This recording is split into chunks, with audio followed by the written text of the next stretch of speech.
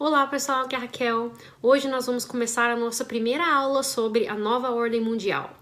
Se você não assistiu ainda todos os vídeos da série Comunismo, pode parar por aqui. Nem adianta continuar assistindo as aulas sobre a nova ordem mundial, porque vocês vão ter dificuldades depois ao passar dos vídeos, vocês vão ter dificuldades para entender o que está acontecendo.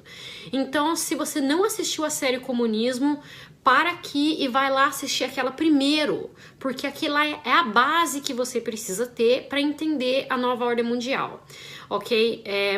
A base, gente, quando eu falo assim, digamos o seguinte: se você constrói uma casa, você começa por debaixo, você começa com a base para depois montando as paredes, né? Você não começa pelo teto, então não adianta você querer entender o final da história se você não pegou o começo, digamos assim, né? Uma analogia. Por isso eu recomendo muito que vocês vão primeiro assistir todos os vídeos da série Comunismo, para que vocês possam poder entender isso aqui melhor. Tá? E como eu já disse aqui, isso vai ser uma aula, vão ser vários vídeos, vou explicar para vocês bastante coisas aqui de história, então vai ter muita coisa sobre história, nada de sensacionalismo, ok? Se você tá pensando assim, vai ter a Terceira Guerra Mundial, os Estados Unidos vai atacar a Rússia e tal, não tem nada disso. A gente vai aprender um pouco sobre história, o que está levando o mundo a essa nova ordem mundial, quem está levando e o que está levando, ok? Então, quando eu digo aprender sobre história, eu já falei isso várias vezes aqui em vídeos anteriores no canal. A história do passado, o que aconteceu no passado é a base para nós podermos saber o que vai acontecer no futuro, ou até mesmo o que nós estamos vivendo hoje. Quando eu leio com vocês o livro aqui em 1964, O Elo Perdido, que é um exemplo, vocês veem que eu faço relações do que aconteceu no livro com o que está acontecendo hoje. Então isso para mostrar para vocês que as informações, mesmo elas sendo antigas, ou já ter um fato já ter acontecido no passado, elas ainda são válidas para os dias de hoje, ok? Porque as táticas, a estratégia e a estrutura é a mesma, tá? Então isso que a gente precisa levar em consideração. Então a gente vai estudar aqui primeiro um pouco sobre história, a gente vai aprender o que está levando a essa nova ordem mundial e assim vocês vão entender tudo, ok? Então vamos lá. Primeiro, eu quero passar para vocês uma compilação de várias pessoas poderosas, presidentes, políticos do governo aqui nos Estados Unidos falando sobre a nova ordem mundial. Dê só uma olhadinha nesses vídeos. The affirmative task we have now is to actually create a new world order, because the global order is changing again, and the institutions and rules that work so well in the post-World War II era for decades, they need to be strengthened, and some have to be changed. We have before us the opportunity to forge for ourselves and for future generations a new world order, a world where the rule of law, not the law of the jungle, governs the conduct of nations. When we are successful, and we will be, we have a real chance at this new world order, an order in which a credible United Nations can use its peacekeeping role to fulfill the promise and vision of the UN's founders. There's a need for a new world order, but it has different characteristics in different parts of the world. Never before has a new world order had to be assembled from so many different perceptions or on so global a scale. Nor has any previous order had to combine the attributes of the historic balance of power system with global democratic opinion and the exploding technology of the contemporary period. After 1989, President Bush said, and it's a phrase that I often use myself, that we needed a new world order. I think his task will be to develop an overall strategy for America in this period, when really a new world order can be created. It's a great opportunity. It isn't just a crisis. Bom, voltando. Agora que vocês conseguiram ver um pouquinho que a nova ordem mundial é sim falada através dos políticos, no meio político, é uma coisa assim real, falada por não só uma, duas, três pessoas, mas várias pessoas. E tem muitos outros vídeos que não dá para me passar para vocês aqui, porque senão vai ficar muito longo. Mas agora que vocês viram este pequeno vídeo, vocês podem entender que a nova ordem mundial é sim falada e é trabalhada para chegar até ela. Então agora vamos aqui aprender o que realmente é, tá? Primeiro, todos os países têm vários poderes. Tem poder político, poder militar, poder econômico, poder científico, poder cultural e o poder religioso. Tá? E o objetivo dos criadores da nova ordem mundial é unir todas essas forças juntas. Digamos assim, cada um desses poderes são uma corda. E eles querem unir todas as cordas juntas para que seja então um único governo, uma única economia, um único sistema militar, a única sociedade e uma única religião. Ok? Então não vão existir mais várias religiões, vai existir somente uma religião, um sistema social, um sistema militar. É isso que eles querem chegar. E todo este controle absoluto do poder vai estar na mão de uma pessoa, tá? E o objetivo não é democrático. Mesmo com muita resistência, esse objetivo vem sendo atingido em secreto, ok? Progressivamente, ao passar dos anos, tá? Para que a população queira e ela begue para chegar a este objetivo. Então eles querem deixar o mundo numa catástrofe, numa situação em que as pessoas vão falar assim, pelo amor de Deus, nos traz a nova ordem mundial, porque a gente não aguenta mais. Então, isso que está aqui dizendo aqui. O que conduz a nova ordem mundial é religião, pois as pessoas agem pelo que elas acreditam, ok? A ferramenta principal para a nova ordem mundial será através de um sistema financeiro. Não se esqueça isso, é muito importante depois para vocês poderem entender mais para frente, ok? O sistema financeiro é a ferramenta da nova ordem mundial, ok? Não esqueça isso, anotem aí no papel. Para entendermos sobre a nova ordem mundial, nós precisamos aprender um pouco sobre história. Então vamos dar uma voltinha ao passado. As origens. Toda sociedade secreta traz de volta a antiga religião praticada na Samaria, no Egito e na Babilônia.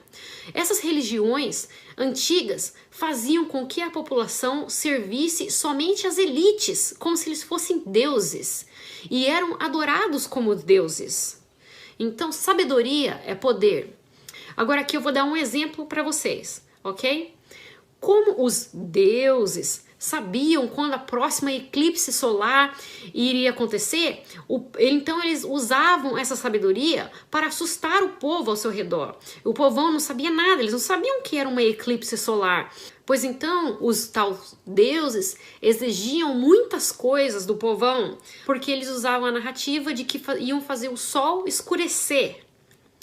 Mas quando a astrologia foi ensinada para as pessoas, para muitas pessoas, então todo mundo começou a entender o que era um eclipse, e esse poder de dizer que o sol iria ser apagado foi eliminado.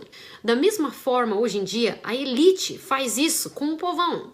Eles mantêm as informações para eles, não dividem com o povo para que possam manipulá-los.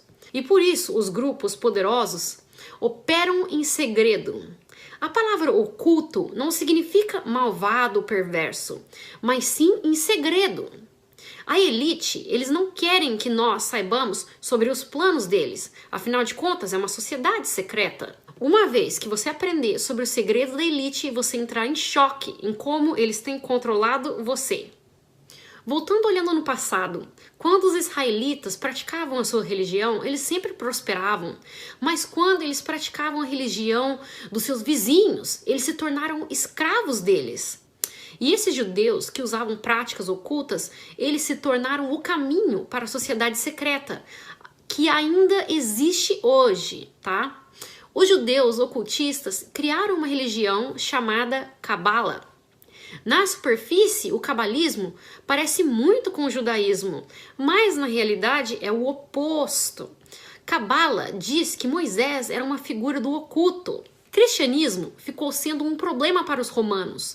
Quanto mais os romanos tentavam acabar com a religião, mais o cristianismo crescia. Então, como os romanos não conseguiam acabar com os cristãos, eles resolveram ajuntar a eles. Foi até quando o imperador Constantino decidiu se virar um cristão. No coração desta infiltração está o gnosticismo. Gnosticismo significa a salvação através da sabedoria. E o cristianismo significa a salvação através de Jesus Cristo. O gnosticismo é a religião do coração da nova ordem mundial. Bom, pessoal, hoje nós vamos ficando por aqui. No próximo vídeo eu vou passar para vocês mais informações sobre os Cavaleiros Templários, os Rosacruzes, os maçons e então os mais poderosos deles, os Illuminatis. Não percam, vejo vocês lá. Um beijo, tchau, tchau! Olá pessoal, aqui é a Raquel. Hoje nós vamos fazer o nosso segundo vídeo sobre a nova ordem mundial. Vamos direto ao assunto. Primeiro quero falar com vocês sobre os Cavaleiros Templários.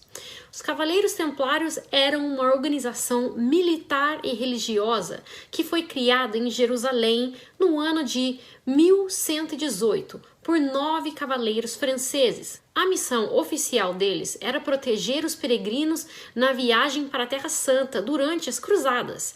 Eles participaram em várias guerras durante as Cruzadas. O nome Cavaleiros Templários foi dado a este grupo quando Baldwin, o segundo, rei de Jerusalém, deu a este grupo de cavaleiros hospedagem em seu castelo construído nas ruínas do Templo de Salomão. Em 1118, os Cavaleiros Templários receberam proteção especial do Papa. Com o passar do tempo, durante as Cruzadas, os Cavaleiros Templários criaram um tipo de escritório em vários países cristãos no mundo para encorajar o alistamento. Os Cavaleiros Templários eram uma organização isenta de impostos e eles recebiam doações de peregrinos em troca de proteção de Jerusalém. A filiação dos Cavaleiros Templários era dominado pela nobreza e os Cavaleiros Templários recebiam muitos favores dos políticos europeus. Através de presentes como dinheiro e terras, os Cavaleiros Templários ficaram ricos e poderosos. O Papa Clemente V resistiu à abolição dos Cavaleiros Templários por anos, mas finalmente, depois de muita pressão, até mesmo do rei Filipe IV da França, o Papa ordenou que 54 Cavaleiros Templários fossem mortos queimados vivos em Paris. Como punição, disse que eles eram conspiradores e adoradores de Satanás. O grupo foi destruído quando o mestre dos Cavaleiros Templários, Jacques de Molay, foi queimado em março, dia 18 de 1314. Muitos dos Cavaleiros Templários que restaram, eles fugiram para a Escócia, Portugal e para a Ilha Malta. Nos dias de hoje, alguns jovens muito bem conectados ainda estão integrados a organizações secretas, baseadas nos Cavaleiros Templários, também conhecido como a Ordem de Molay. Agora eu vou falar com vocês sobre os Rosacruzes. Os Rosacruzes foi uma ordem religiosa que ajuntou as crenças de religiões misteriosas com o cristianismo. Eles juntaram várias crenças místicas com o cristianismo. Nós não sabemos se os Rosacruzes foram formados independentemente dos Cavaleiros Templários, mas em um certo ponto esses dois grupos se juntaram e formaram um só grupo. Depois que os Cavaleiros Templários foram abolidos, os Rosacruzes foram a chave para espalhar o estudo do misticismo, mágica e sobrenatural, e assim foi espalhado por toda a Europa. E este também foi o caso da maior parte da ordem jesuíta. Os maçons começaram quando os Rosacruzes se juntavam com organizações maçônicas na Europa. Depois dos anos de 1640 para frente, quando os trabalhos maçônicos com pedras diminuíram muito nas igrejas, então os maçons começaram a investir mais o seu tempo em ensinamento do ocultismo.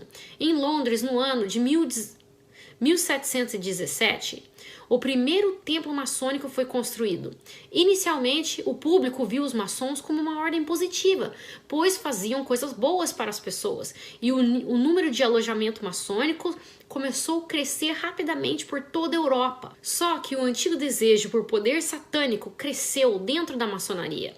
Uma sociedade secreta dentro de uma outra sociedade secreta foi formada, e somente dos maiores maçons, e eles construíram uma filosofia que está nos afetando até os dias de hoje. No dia 1º de maio de 1776, a Ordem dos Illuminates nasceram. Então, para explicar melhor para vocês o que aconteceu, então que dentro da maçonaria, dentro dos maçons mais poderosos, eles criaram uma nova ordem secreta. Então, era uma comunidade secreta dos maçons e uma outra comunidade secreta dentro da maçonaria. Tá, foi assim que surgiu os Illuminates. Os Illuminates foram uma união entre maçons, banqueiros e interesses religiosos. Mas se você está interessado realmente em saber o que é fato ou ficção sobre os Illuminates, então nós temos que olhar somente os documentos originais, que são suficientemente perturbadores. Se você ler o livro de John Robinson, chamado Provas da Conspiração, você vai aprender que os objetivos dos Illuminates ficam muito claros. Os objetivos dos Illuminates são a abolição de todo o governo monarquial e patriotismo, eliminação de propriedade privada e a herança dela, a destruição da família tradicional e o extermínio de todas as religiões. Aonde será que eu ouvi isso antes, né? Já vamos chegar lá. Os Illuminates são uma seita extremista dos maçons. Mais de 5.000 anos de práticas do ocultismo foram a base dos maçons e dos Illuminates. E por volta de 250 anos, essas práticas ocultistas saíram deles. O moderno sistema financeiro foi criado por uma família em conexão com os Illuminates. Agora vejam só, os objetivos dos comunistas são idênticos aos dos Illuminates. Todas as maiores guerras, desde a Revolução Francesa em diante, têm influência da filosofia dos Illuminates, para que progressivamente eles possam chegar a um único governo. Adam Weishaupt foi o criador dos Illuminates e ele era católico. Muitos diziam que ele era jesuíta ou judeu, mas isso não é verdade. Quando Adam tinha 5 anos, o pai dele morreu e ele foi enviado para morar com um padrinho dele, que trabalhava em uma universidade inglesa. E pelo fato dessa universidade ser católica, o padrinho trazia para casa muitos livros que Adam se interessou e começou a ler. Adam graduou com doutorado em Direito da Universidade Inglesa de 1768. Então ele começou a virar um extremista baseado em tudo que ele leu desde criança.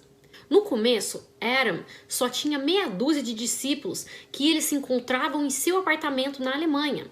E lá, daquele cômodo de seu apartamento, surgiu uma nova filosofia de metas extremistas e maligna. Adam começou a participar da maçonaria em um alojamento chamado Theodore of Good Counsel, em Munique, em 1777. Como ele começou a ter influência com os maçons, professores, filósofos, duques, coronéis e entre outros poderosos, ele começou a trabalhar para criar os Illuminates dentro da maçonaria.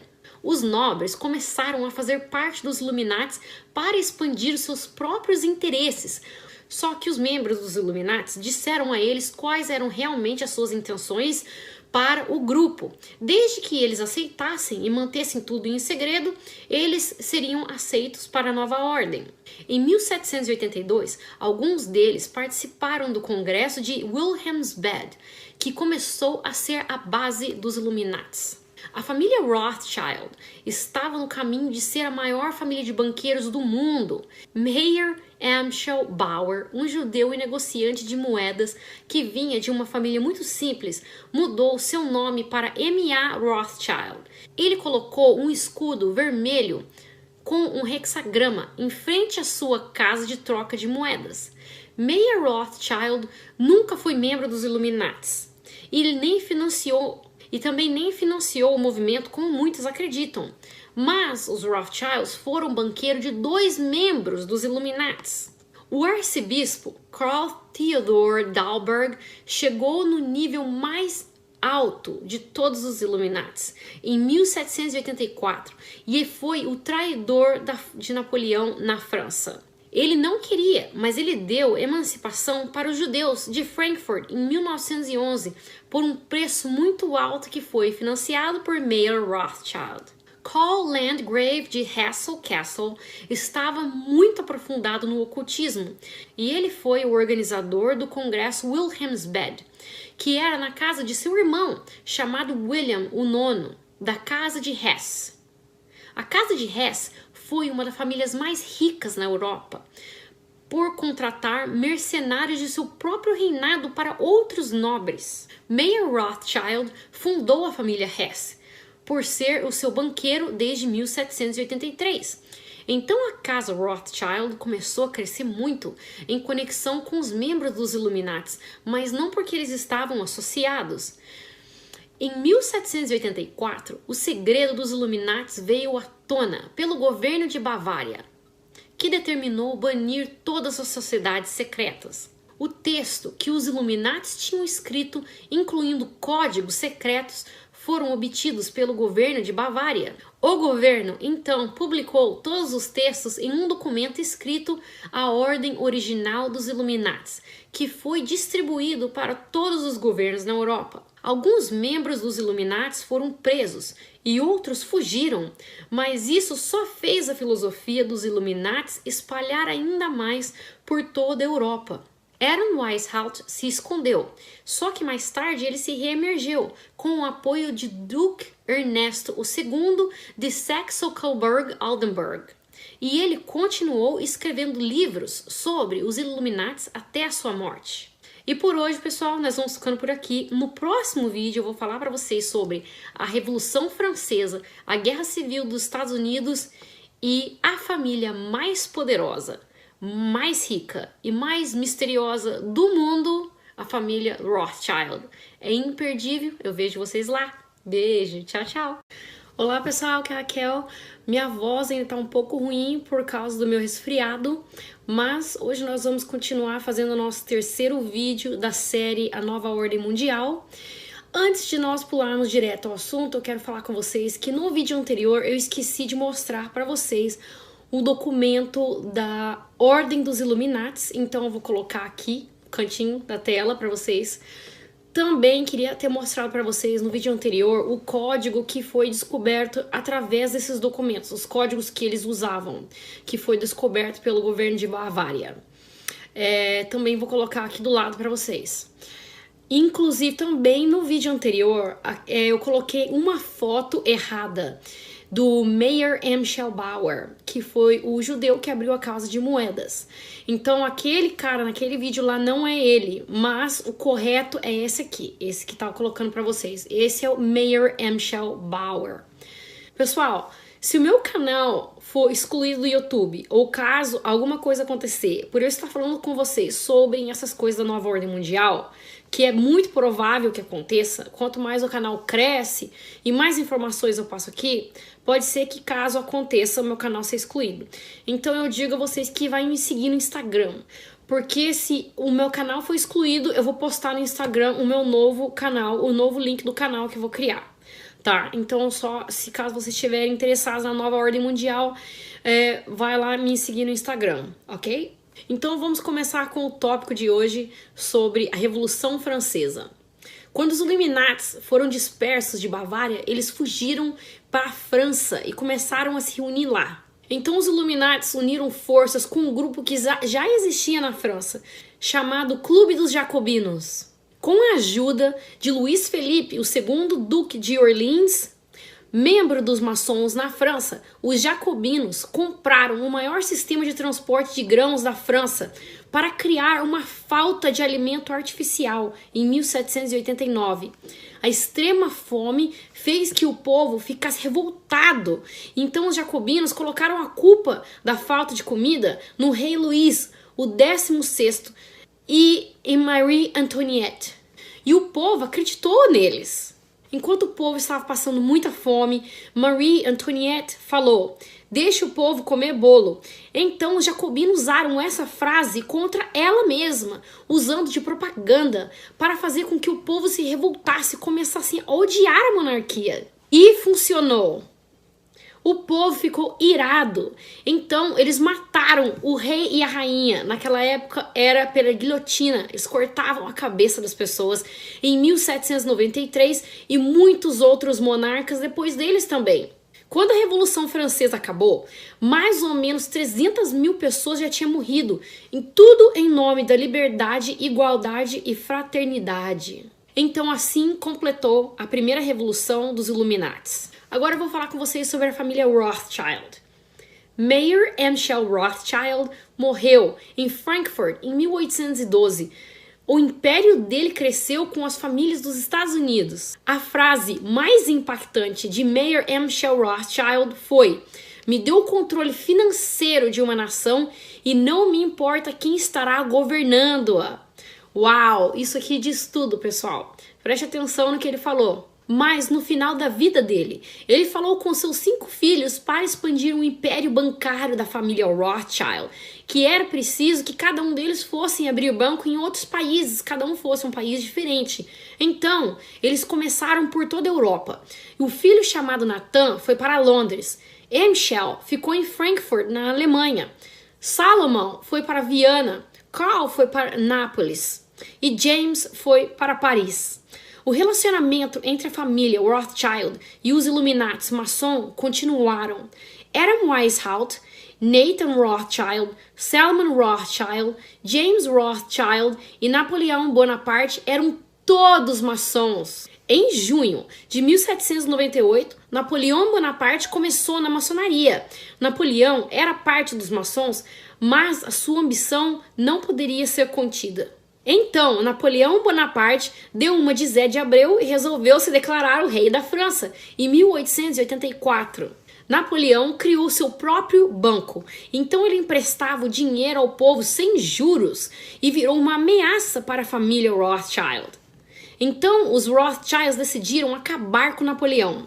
Napoleão precisou de dinheiro para financiar suas guerras e teve que vender uma parte dos Estados Unidos que naquela época pertencia à França, desde Louisiana até Orleans. Nathan Rothschild, na Inglaterra, pegou o dinheiro do príncipe William e mandou para o pai na Alemanha.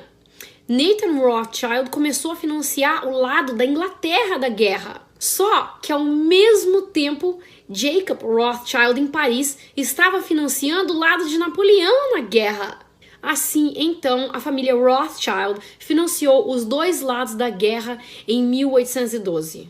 O moderno sistema financeiro que nós temos hoje começou com a família Rothschild. Assim, a família Rothschild vem financiando os dois lados das maiores guerras nos últimos 200 anos. Quando Londres ouviu que Napoleão perdeu a guerra, os títulos ingleses no mercado de ações ganhou muito valor. A família Rothschild ganhou uma fortuna nas ações no mercado da Inglaterra e eles passaram a ser os donos do banco na Inglaterra. Depois disso, o rei da Inglaterra deu à família Rothschild até título de nobres. E com o passar do tempo e através de casamentos com a nobreza, a família Rothschild passaram a ser nobres. Já na Rússia, Alexander, o primeiro da família Romanov, recusou o tratado com o governo de Viana, porque ele sabia que os Illuminati estavam envolvidos. Então, a família Rothschild jurou que um dia a dinastia da família Romanov iria acabar. Agora vamos falar um pouco sobre os Estados Unidos e a nova ordem mundial em 1861. Os Vikings chegaram nos Estados Unidos 500 anos antes de Columbus. Manly P. Hall escreveu um livro em 1944 chamado The Secret Destiny of America, que significa o segredo destino da América. O livro confirma que o mundo antigo já sabia do mundo novo por milhares de anos. Columbus foi para os Estados Unidos porque ele foi pago pela família e pelos Rosa Cruzes para erguer uma fundação da nova ordem mundial. A sabedoria sobre o ocultismo usados pelos Cavaleiros Templários estão esculpidos em pedras na Escócia, na capela de Rosslyn. A construção dessa capela começou em 1446, mas dentro da capela a estrutura era feita de grãos que só encontrava no Novo Mundo. A capela foi construída 46 anos antes de Columbus supostamente encontrar os Estados Unidos. O navio em que Columbus veio viajar para o oeste tinha o logo dos Cavaleiros Templários. Só que muito antes de Columbus encontrar os Estados Unidos já estavam nos planos da nova ordem mundial. George Washington enviou uma carta para o reverendo G.W. Snyder, onde ele dizia: Não é a minha intenção duvidar que as doutrinas dos Illuminates e dos princípios de jacobinismo não se espalharam nos Estados Unidos, mas pelo contrário, ninguém está mais plenamente inteirado deste fato do que eu. O objetivo dos Illuminates era começar uma revolução nos Estados Unidos, igual à da França, só que sem a influência de um Napoleão. Em 1791, Alexander Hamilton começou o primeiro banco privado nos Estados Unidos com 10 milhões de dólares em pagamento de 20 anos. Só que era o contrário da Constituição americana, com o qual Alexander comprometeu cumprir. Quando passou 20 anos, as informações vieram à tona. Então, o Nathan Rothschild disse: se a aplicação de renovação dessa carta não for concedida, os Estados Unidos irá se encontrar em uma guerra desastrosa. Então, depois de uma palavra de Nathan Rothschild, os Estados Unidos se encontrou em uma guerra com os ingleses. Essa foi a Guerra de 1812. Um lado bom para os Estados Unidos é que os ingleses estavam também lutando naquela época contra Napoleão na Europa e eles não puderam mandar todas as tropas para os Estados Unidos. Só que apesar dos Estados Unidos ter ganhado a guerra, eles ficaram quebrados financeiramente. A Guerra de 1812 forçou os Estados Unidos a darem a carta de renovação para o banco privado dos Estados Unidos. E por causa da guerra, a inflação e a dívida com o banco explodiu de 127 milhões de dólares. Agora vamos falar um pouco sobre a Guerra Civil dos Estados Unidos. A família Rothschild queria tomar posse dos Estados Unidos. A velha estratégia de dividir para conquistar estava sendo usada neste conflito entre o Norte e o Sul. O Norte era para ser uma colônia britânica comandada por Lionel Rothschild. E o Sul era para ser uma colônia francesa controlada por James D. Rothschild. Um dos maiores problemas de Abraham Lincoln era abolir a escravidão e também como ele iria pagar a defesa dos Estados Unidos contra os banqueiros internacionais que estavam destruindo-a. Então, Lincoln teve uma ideia genial, no qual ele deu um nome de Greenback. A ideia se resumia assim: os Estados Unidos iam imprimir a sua própria moeda, mas depois, mais para frente, poderia ser trocada por ouro. E os banqueiros não aceitaram isso de forma alguma. Então, dia 14 de abril de 1865, 5 dias depois que o Sul se entregou, Lincoln levou um tiro de John Booth. John Booth era um dos membros dos Cavaleiros do Círculo Dourado. Bom, pessoal, hoje nós vamos ficando por aqui. No próximo vídeo eu vou falar com vocês sobre a nobreza negra, a Primeira Guerra Mundial e ainda mais uma sociedade secreta, Skull and Bones. Eu vejo vocês lá. Grande beijo. Tchau, tchau. Olá, pessoal, aqui é a Raquel. Hoje nós vamos fazer o nosso 4º vídeo sobre a nova ordem mundial. E antes de irmos direto ao assunto, eu quero falar para vocês que no vídeo anterior eu falei que nós íamos falar sobre a nobreza negra, a Primeira Guerra Mundial e a sociedade secreta Skull and Bones. Mas eu resolvi passar para vocês mais informação nesse vídeo. Nós vamos falar sobre a nobreza negra, o grupo Round the Table, Mazzini e a máfia, Albert Pike e o KKK, e Skull and Bones, que é a sociedade secreta. Então vamos começar com a nobreza negra. As monarquias da Inglaterra estão envolvidas com o ocultismo por centenas de anos. A família real da Inglaterra está aprofundada na maçonaria. O primo da rainha, chamado Duke of Kent, é maçom de mestre de maior grau.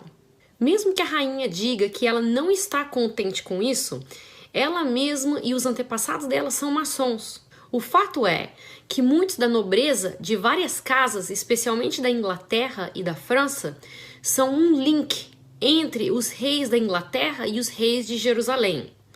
Algumas pessoas que dizem que quando esse link é criado, usa-se uma mitologia em dizer que os ingleses são uma das tribos perdidas de Israel. Os maçons, que são ingleses de descendência israelita, eles acreditam que os americanos maçons de descendência inglesa também são uma das tribos perdidas de Israel.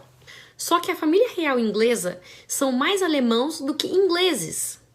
A rainha Vitória foi casada com o príncipe Albert of Saxe-Coburg-Gotha. Sob pressão de sentimento anti-alemão criado durante a Primeira Guerra Mundial, o rei George V mudou o seu nome para Windsor. Só que quando a princesa Elizabeth queria casar com o príncipe Philip, ela teve os mesmos problemas do que o rei de George teve. O príncipe Philip renunciou o sobrenome de sua família e começou a usar um outro sobrenome, chamado Mountbatten. Todas as 4 irmãs do príncipe Philip casou com nobres alemãos que adotavam a ideologia nazista. Também não podemos esquecer que Adam Weishaupt escreveu mais os materiais dos Illuminati sobre a proteção de Duke Ernest II, de Saxe-Coburg-Altenburg. Pelo fato do príncipe Albert ser o bisneto de Duke II, marido da rainha Vitória, a família real inglesa se descende de Ernesto II, já que Duque Ernesto II era um dos membros dos Illuminati em 1783, e não é difícil de ver que os ensinamentos de Adam Weishaupt estão sendo usados pela família real inglesa. Os monarcas ingleses estavam envolvidos em 2 guerras com a China por causa de ópio. Por meio do século XVII em diante, a Europa adquiriu um déficit comercial na China. A Europa queria chá, seda e porcelana da China, mas a China não queria nada que a Europa tinha para dar. O problema de déficit comercial só se agravou quando os imperadores chineses exigiram serem pagos por moedas de prata ou de ouro. Então o problema foi resolvido quando os europeus começaram a importar o ópio para a China e para a Índia. Muitos chineses ficaram viciados em ópio, e o vício era tão severo que chegou ao ponto dos chineses usarem o ópio como moeda de troca. Um conflito entre os imperadores chineses e os comerciantes ingleses ficou tão intenso que a rainha Vitória mandou o exército inglês para a China para lutar contra o exército chinês por causa do ópio entre 1839 a 1842 e de novo entre 1846 e 1860. Quando falarem para você que a riqueza da família real inglesa é baseada em imposto recolhido do povo, é mentira. Pode-se argumentar que uma empresa britânica do leste da Índia ocupou a Índia em nome da coroa britânica. E o Afeganistão está ocupado por forças de coalizão. Em 2007, 93% da produção de ópio no mundo veio do Afeganistão. Em 2006, a colheita do ópio foi avaliada em 3 bilhões de dólares. Agora eu vou falar com vocês sobre o grupo Round the Table. Dentro do grupo Round the Table tem essas organizações que controlam o mundo todo, e na ponta da estrela estão cada uma delas. Dentro da CFR, Council of Foreign Relations, estão os Illuminates. Mais pra frente, nós vamos estudar todas essas organizações uma a uma. Este grupo, chamado Round the Table, é uma das sociedades mais secretas e mais bem conectadas e influenciadas no mundo ocidental.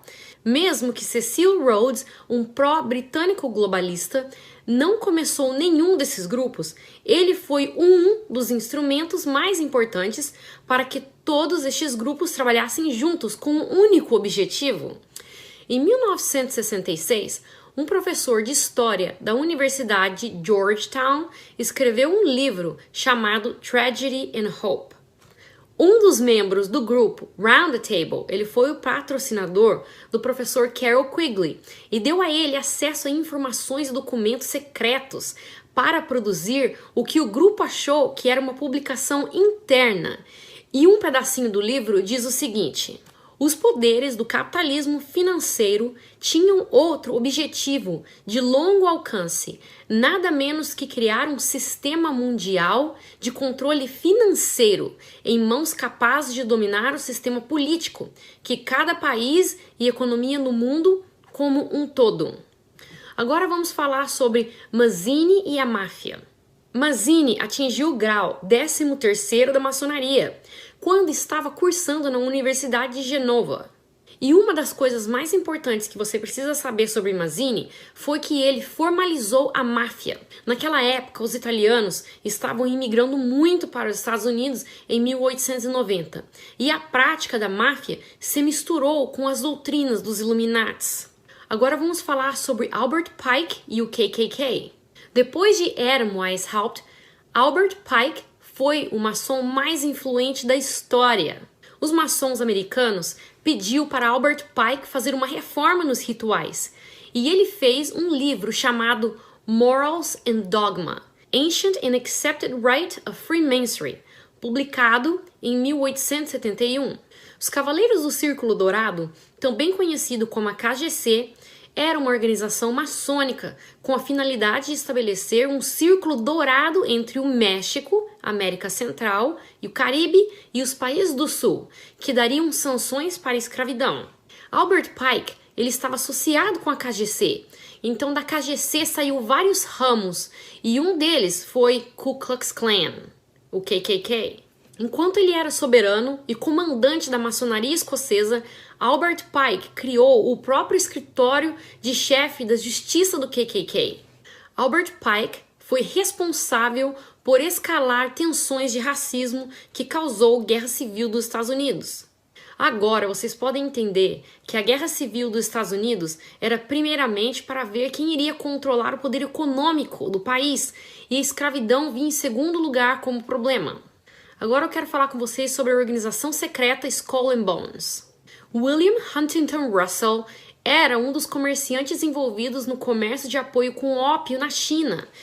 Russell nasceu nos Estados Unidos e ele fez o que muitos homens de negócio faziam durante a Revolução Industrial. Ele protegia os seus bens dos impostos, então estabelecia fundações para se livrar dos impostos. A fundação que Russell criou para se livrar dos impostos foi a chamada Russell Trust. O principal instituto de doutrinação que Russell estabeleceu foi a Sociedade Secreta Skull and Bones, que foi fundada na Yale University em 1832 como um alojamento negro da maçonaria.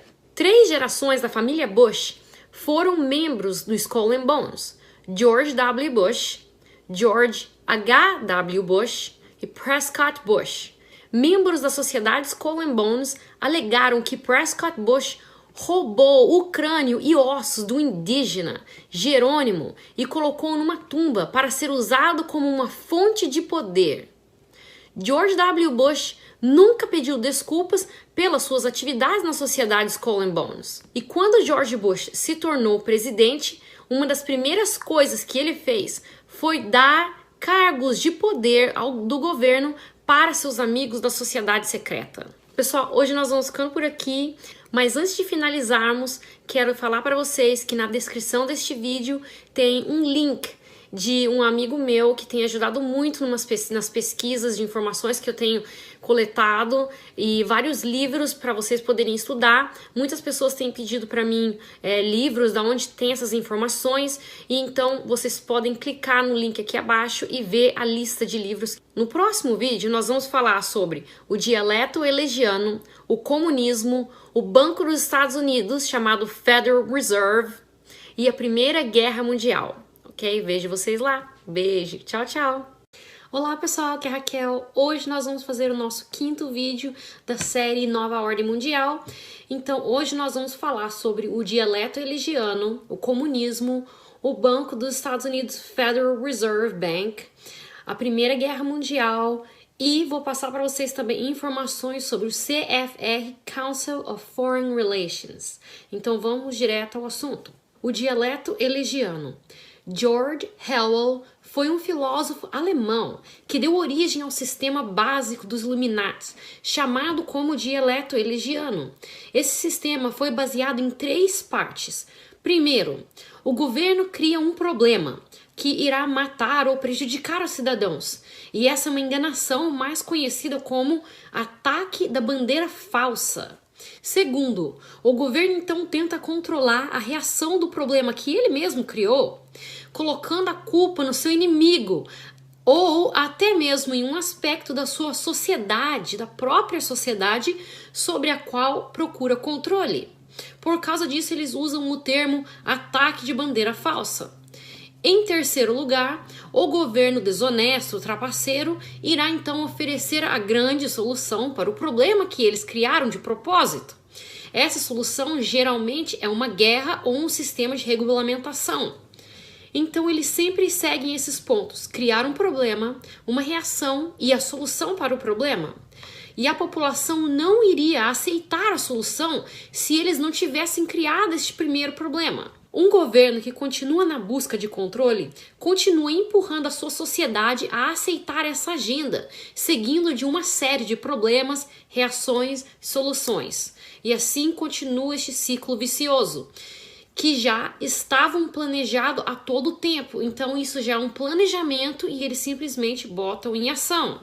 E a maior parte do problema com o dialeto elegiano não é quanto o sistema é malvado, mas sim a quantidade de vezes que os governos no mundo usam ou implementam esse sistema. Não houve uma grande guerra no século 20 e 21 que não tenha sido usado desse modelo. Então agora vamos falar sobre o comunismo. Mesmo que a família de Karl Marx eram cristãos, Karl Marx virou um satanista durante os seus anos na universidade. Em um poema de nome Pale Maiden, que significa a donzela pálida, Karl Marx escreveu assim: "Assim eu perdi o céu, eu conheço bem. Minha alma, uma vez fiel a Deus, é escolhida para o inferno." Está no livro de Richard Wurmbrand, Marx and Satan. Com o tempo, Karl Marx chegou ao grau 32 na maçonaria. Karl Marx teve um encontro com o filósofo alemão Friedrich Engels, e Engels tinha ingressado em um grupo revolucionário 10 anos antes de ser fundado por Giuseppe Mazzini. Era Engels quem alimentava Karl Marx, não só fisicamente, mas também intelectualmente, por toda a sua vida. Karl Marx publicou o Manifesto Comunista em 1848, baseado em um rascunho de Engels. O manifesto foi comissionado pelas Ligas Comunistas em Londres, no qual a história pode ser traçada de volta para os clubes dos jacobinos e os Illuminatis. As bases do comunismo é idêntico às dos Illuminatis. Karl Marx estava procurando por dinheiro e ele encontrou quando Nathan Rothschild deu para Karl Marx milhares para que ele financiasse a causa do socialismo através do dialeto elegiano. Karl Marx escreveu um livro Das Kapital em 1867 e ficou conhecido como a Bíblia da classe trabalhadora. Enquanto a Bíblia dele estava falando para a classe trabalhadora se levantar e fazer uma revolução contra os burgueses, ele mesmo, evidentemente, não praticava o que ele pregava. Em 1864, Karl Marx escreveu uma carta para o seu tio. Ele informou que ele fez 400 euros na bolsa de valores. E Nikolai Lenin pegou o sistema de Karl Marx aonde ele parou. Lenin admirava Mikhail Bakhtin, que escreveu O Maligno e a Revolta Satânica contra a Autoridade Divina. Satanás, o eterno rebelde, o primeiro pensador livre e o emancipador dos mundos. Enquanto ele estava na universidade, Lenin se tornou maçom. Agora eu vou falar com vocês sobre o Banco Federal Reserve dos Estados Unidos. Foi parado por Andrew Jackson e atrasado por Abraham Lincoln, os banqueiros internacionais que finalmente tomaram o poder do sistema financeiro nos Estados Unidos.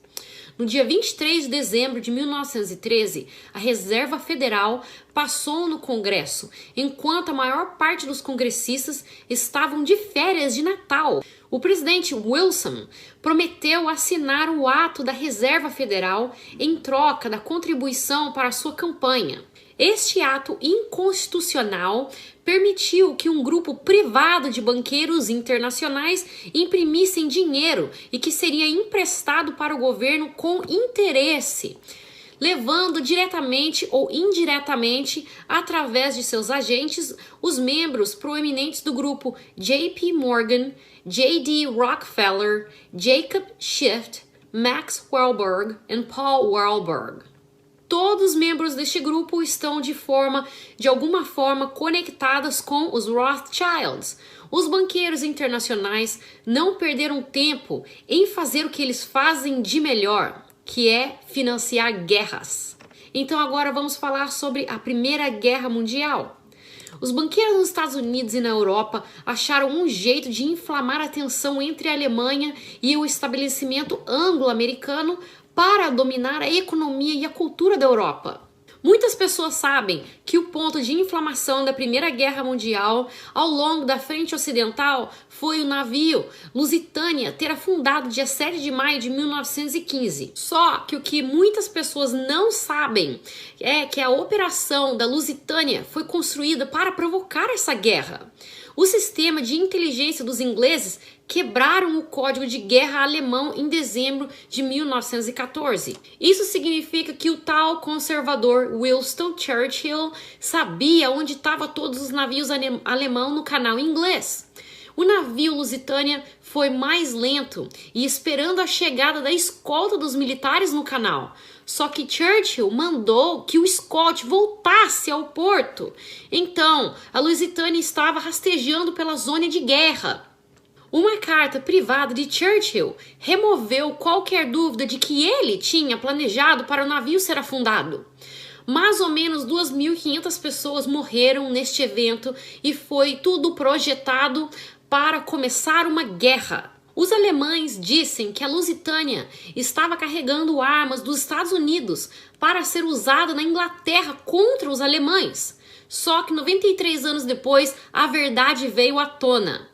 A imprensa inglesa, que é controlada pela CFR, Council of Foreign Relations, que é controlado nos Estados Unidos e pelo próprio noticiário dos Rothschilds na Europa, publicou que os alemães bárbaros atacou um navio de passageiros desarmado. Mas eles totalmente ignoram o fato de que o governo alemão colocou avisos nos jornais de Nova York, lembrando os passageiros de que o navio estaria passando por uma zona de guerra. O melhor exemplo de como os banqueiros Illuminatis jogaram os dois lados da Primeira Guerra Mundial foi nos dado por Max Warburg e Paul Warburg. A empresa de Paul Warburg estava encarregada dos empréstimos que ajudavam a financiar os militares americanos. Já a empresa de Max Warburg ajudou a financiar os militares alemães. Os Rothschilds não conseguiram controlar a Rússia na época do reinado da família Tsar, até a Primeira Guerra Mundial, mas depois disso, a aliança dos banqueiros europeus e americanos foi concluída. Então, Jacob Schiff ganhou 20 milhões de dólares em ouro para financiar a Revolução Francesa por Leon Trotsky, que foi exilado em grande estilo em Nova York. Dos 384 comissários que acompanhavam o governo russo, 264 eram dos Estados Unidos. Quando o navio estava transportando os homens e materiais para a Revolução, foram parados no porto de Halifax pelas autoridades do Canadá. O presidente Wilson segurou-os lá, alegando que se eles não forem soltos, então os Estados Unidos não entrariam na guerra. Lenin, exilado na Suíça, prometeu fazer paz com a Alemanha se eles derrubassem o governo temporário da Rússia. Lenin foi colocado em um vagão ferroviário com 5 milhões de dólares e foi mandado para a Rússia. Quando as eleições foram acabadas em novembro de 1917, o Partido Comunista de Lenin recebeu somente 34% dos votos. Mas Lenin teve então que usar de força para representar as pessoas. Os Estados Unidos entrou com uma enorme ajuda de comida e suprimentos de alívio que a fome assolava a Rússia quando Lenin tomou o controle dela. Só que isso abriu a porta para os industrialistas americanos e financeiros como o J.D. Rockefeller para construir a infraestrutura na Rússia. A questão é que a América continuava dando suporte para a Revolução Comunista. E esse suporte foi estendido assim que o poder foi transferido de Lenin para Stalin, apesar da crueldade de Stalin. A Primeira Guerra Mundial acabou de acordo com o plano mestre do século XX dos Illuminatis financeiros. Eles sabiam que o comunismo só pode continuar se o capitalismo der suporte para eles. Então, os Illuminatis financeiros também sabiam que a cadeia opressiva do Tratado de Versailles seria quebrada por um líder que iria se erguer dentro da Alemanha. Bem-vindos, então, à primeira rodada de problema, reação e solução. Agora vamos falar sobre CFR, Council of Foreign Relations. Assim que a Revolução Industrial aconteceu, muitos capitães industriais emergiram na América. Andrew Carnegie fez suas riquezas em produção de aço. Henry Ford se destacou em fazer carros. J.D. Rockefeller fez a maior da sua fortuna na América através de bancos baseados na produção de petróleo. Muitos têm especulado de que a sigla CFR foi baseada no nome de Carnegie, Ford e Rockefeller. Mesmo que isso não seja o caso, estes três homens tiveram sim a participação financeira na CFR, que foi oficialmente formada em Nova York, em julho de 1921. O logo é um cavaleiro montado em um cavalo branco, dando uma saudação maçônica. A palavra em latim escrita no logo abaixo significa por todos os lados. O CFR em Nova York é uma contrapartida do Instituto Royal de Londres, e estes dois grupos são membros do Round the Table. E estes mesmos banqueiros que estabeleceram o Federal Reserve, que são J.D. Morgan, J.D. Rockefeller, Jacob Schiff, Max Warburg e Paul Warburg, em 1913, fundaram também a CFR através de muitas fundações isentas de impostos. Se você quiser pegar uma carona na máquina anglo-americana dos Illuminatis hoje, então você terá que concordar com absolutamente tudo o que lhes for mandado. Thank you very much, Richard, and I am delighted to be here in these new headquarters. I have been often to, I guess, the mothership in New York City, but it's good to have an outpost of the council right here down the street from the State Department.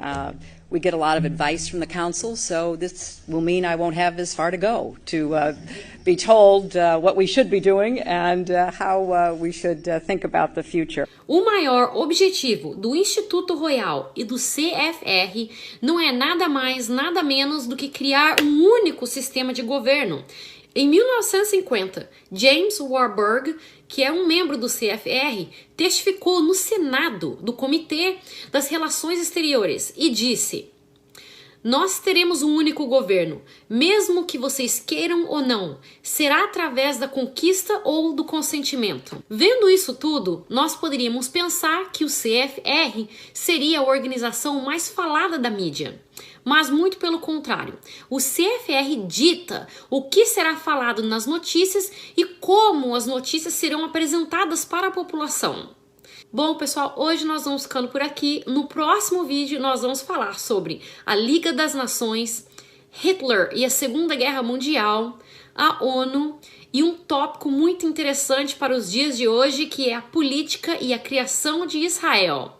Eu vejo vocês lá. Beijo. Tchau, tchau.